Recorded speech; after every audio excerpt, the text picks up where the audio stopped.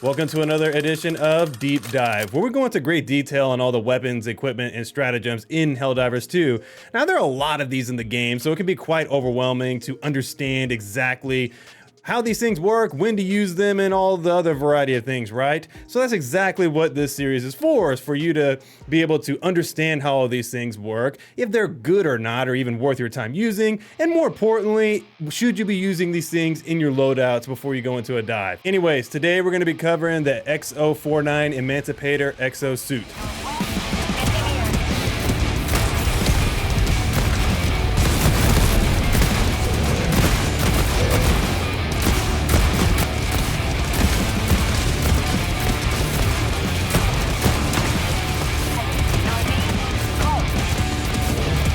Alright, so the tooltip reads, a heavily armored walking exosuit equipped with dual autocannons. Now, unfortunately, there are no ship upgrades to speak on for mechs currently in the game. Hopefully, down the road here, very soon, they're gonna introduce some that affect the mechs and make them a little bit more durable and just overall better, but at this time, there are no ship upgrades. So the way the next section of this video is gonna work is that we're gonna do a full stat breakdown for the mech. We're gonna talk about the general things you need to understand, as well as we're gonna talk about some gameplay and play styles you should focus on. And finally, we're gonna give this mech an overall rank based on my experiences using it, and this is gonna be the completely subjective part of the video. As always, timestamps are available for your convenience, so feel free to jump around the video as needed. So starting off with the stat breakdown for the Emancipator Exosuit, the call-in time is about 11.5 seconds to fully deploy. You can use this up to 2 times per dive. That means that once you run out of 2, that's it, you can't use it again. The cooldown is 600 seconds. The duration is till death, so basically when the mech dies. The maximum number active at once can be unlimited. The rounds per arm are 75 or 150 total rounds for the mech, as well as it does have a melee attack, which is a stomp, and it can also walk over smaller enemies without needing to stomp as well. So for the general overview, I wanted to split this up into 2 sections. I'm going to do a full general overview of the mech, and I'm going to save the damage controversy around this mech for the end. Primarily because it's a longer section and I just wanted to make sure I covered it in enough detail and I didn't want to mix them together. Alright, so the EXO-49 Emancipator Exosuit is a bright yellow dual autocannon wielding mech. Freaking how badass is that, right? I mean, it has all the satisfying properties of using autocannons in Helldivers 2. Autocannons as a whole are highly revered in the Helldivers 2 community for their versatility in combat, since they can not only damage the rank and file light armor and medium armored enemies, but they can also do a lot of damage to the majority of the elite enemies in the game. So you can see why people were super excited to finally get their hands on this mech that has been teased for quite a while. So mechs in Helldivers 2 are actually very fun when they're used correctly. They take some getting used to, because your instinct tells you, and the tooltip even tells you, that you're this fully armored, like heavily armored person in a mech suit, and you have some artillery that can do some serious damage, so your instincts are just to run into combat and start fighting stuff. But you'll quickly find out that these things are pretty weak at times if you're using them incorrectly and facing the wrong enemies, and your ammo is limited, so you need to pick your fights very carefully. In the right hands though, mechs can deal devastating damage to the enemy forces and really turn the tides of battle pretty quickly. So the key thing you need to understand is, before you go into your hell dive, is that you need to understand that you can only pick either the Emancipator or the Patriot mech at this time, so you have to choose between one or the other, which is honestly kind of frustrating. I get why they're saying it might be overpowered, but I really don't think so, because the problem with the mechs right now is that if you happen to lose one right at the beginning for some reason or another, there's unlucky things that happen all the time with these things, you gotta wait a full 12.5 minutes for this thing to freaking come back, which sucks, because if your whole build was centered around this mech, you're pretty limited to how you can support your team. So having the other mech option would be pretty useful. So I hope they kind of change this, because I just don't think it's that overpowered in my opinion. So when you first call this mech in, the thing you need to be mindful of is that this thing takes 11.5 seconds to fully deploy, which is an eternity. Yes, you have a Pelican 1 shooting the enemies around you, so it is supporting you, but any number of things can go wrong in 11.5 seconds in Helldivers 2. Seriously, it happens all the time. One rogue rocket, an ally accidentally dropping a strike too close, or just a rogue charger, or just enemy patrols to burst your bubble. Bad things can happen all the time. And just one more time, if something bad does happen, this is a lengthy 600 seconds before your next mech call-in, or 12.5 minutes. You only get 2 per dive, so you need to be very careful when you're choosing to call these things in. Now, one of the key things you need to understand about the two mechs is that they do excel at fighting different enemies in the game. For example, the EXO-49 Patriot Exosuit really does excel against the bugs because the rockets are very effective against chargers as well as the bio-titans, and the machine gun is just overall just amazing to use for all the cannon fodder. And the Emancipator has the benefit of having autocannons, which have great anti-tank properties, which means this thing is gonna be very good against the bots. It's very good against Hulks, it's decent against Factory Striders. So overall, from my testing so far, that seems to be the best use cases right now for them. Patriot bugs, Emancipator bots. So again, because of the high armor pen capabilities of autocannons in Helldivers 2, the Emancipator makes quick work of Hulks, of Devastators, of even tanks if you hit them in the right angle, so it's really effective against those. Against Factory Striders, it can work, but you have to be at the right distance to be able to really take full advantage of the Emancipator's capabilities. If you're too far away, the guns will likely one-shot you or do some serious damage to you before you can even really react to it.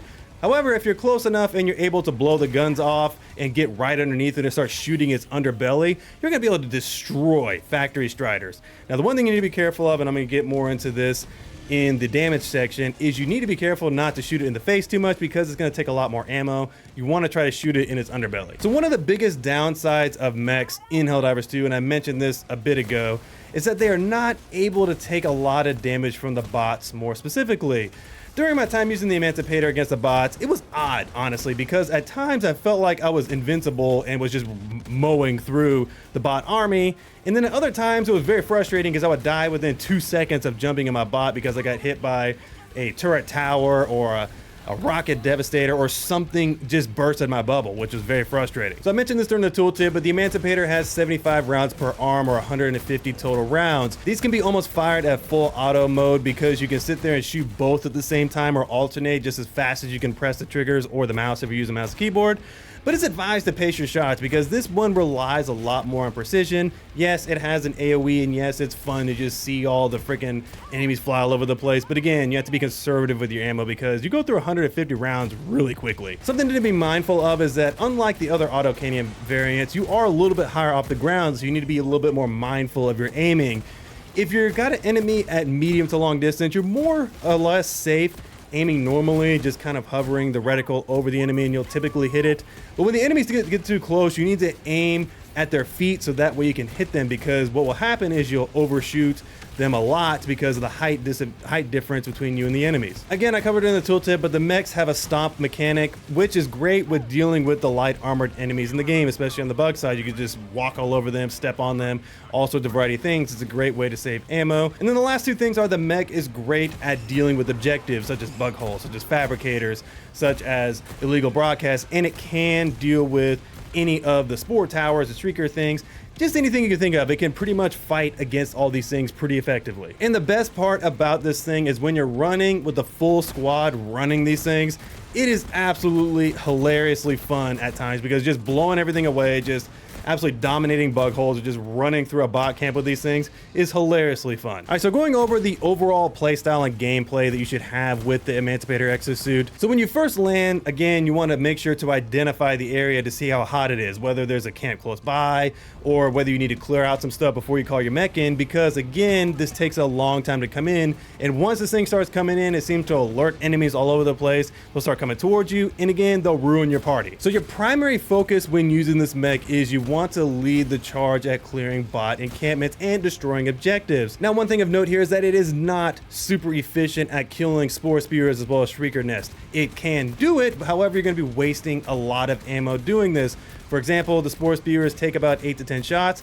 Now the shrieker nests do take about the same, somewhere between 8 to 12 shots. We got to think there are 3 of these typically, so you're gonna be wasting a lot of ammo. So you're best just finding other ways to deal with this rather than wasting your Emancipator's ammo to do it. Now it's completely different when you're talking about the illegal broadcasts, the fabricators, and the bug holes, and even the bug nests. You can just walk in and just blow these things away in one shot, and it's actually really effective. So the big thing you need to be paying attention to when you're just traversing the map or approaching any of these camps is that you need to make sure you're scouting it a little bit from a distance and paying very close attention to what is in these camps. Like for example, if there's a turret tower, that thing can one-shot you with a high degree of accuracy, so you need to be very careful to avoid these things or just be very stealthy until you get up close to them. I would also be very careful about the bot camps with the gun encampments. You know, you'll see it. It's like the big circular thing with all the guns around it. This thing does massive damage on your mech, so you need to be very mindful of this, and it might not be a good idea to take it into those types of missions. Also be very careful when engaging the gunship factories and the gunships in general, because the gunships do have rocket barrages which do insta-kill the mech as well,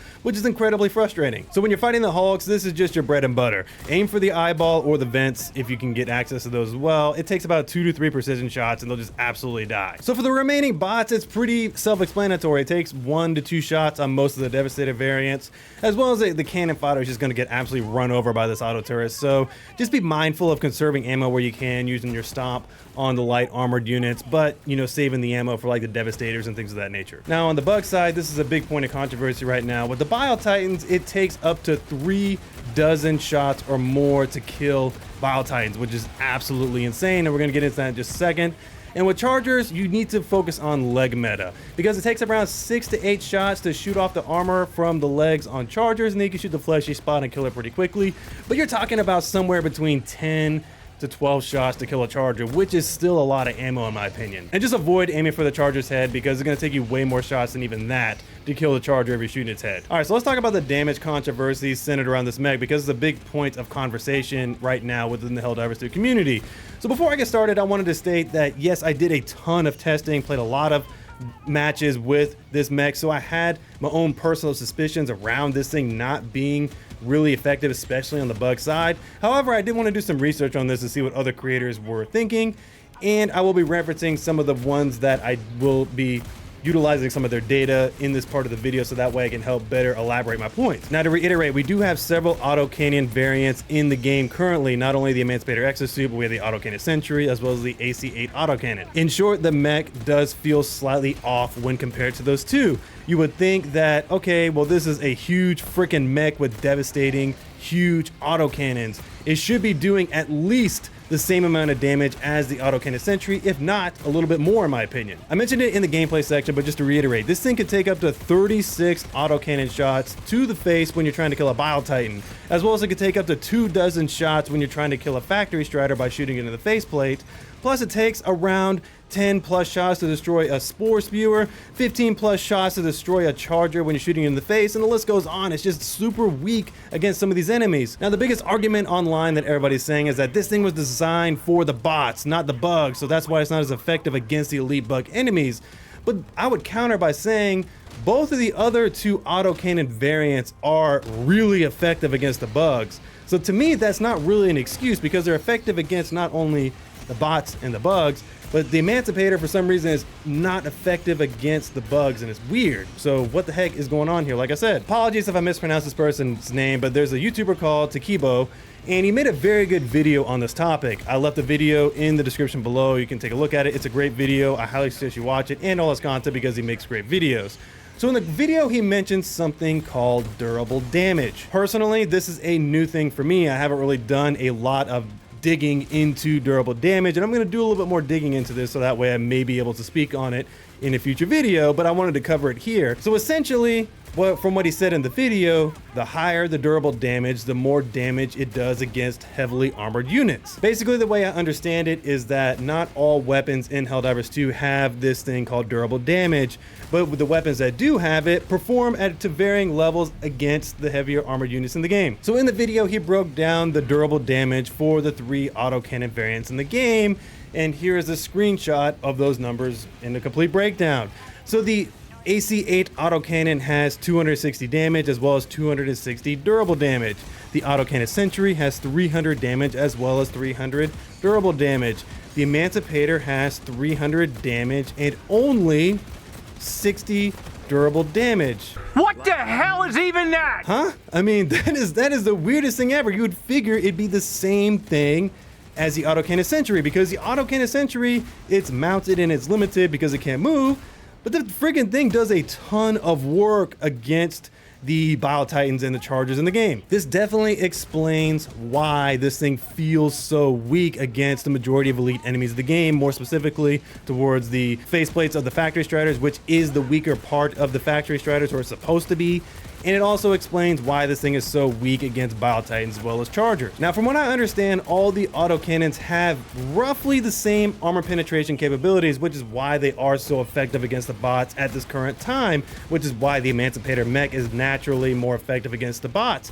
However, it really needs to be effective against everything to some degree. I mean, I'm not saying I want this thing to be overpowered, but it should, on paper, had the same amount of durable damage as the autocannon sentry, as I've mentioned before. So for me personally, I think all the dislikes or all the negativity around this mech would go away, or at least mostly, because there are still some other issues with mechs in general in Helldivers 2. But I think the controversy and the things around this mech would go away if they just move up that durable damage to match the autocannon sentry, because it would be able to be effective against pretty much anything in the game to some degree. Again, I don't want it to be overpowered, but come on, it should at least be on the same level as the autocannon sentry. So now for the super subjective part of this video, where I give this mech a rank based on 3 categories, as well as I give it an overall final ranking. All right, so talking about the usefulness, effectiveness, and performance of this Emancipator mech. So this part is very difficult for me because likely this thing is going to see some sort of buff, because it needs to have some sort of buff to its durable damage to be competitive. It just does. As well as there are no ship upgrades for mechs, which they desperately need some sort of ship upgrades to make these more effective, or just something to make them a little bit more durable, and just a bunch of different things, right? But I'm not holding that against the Emancipator at this time. So just in general, I'm gonna have to rank it for how it is now.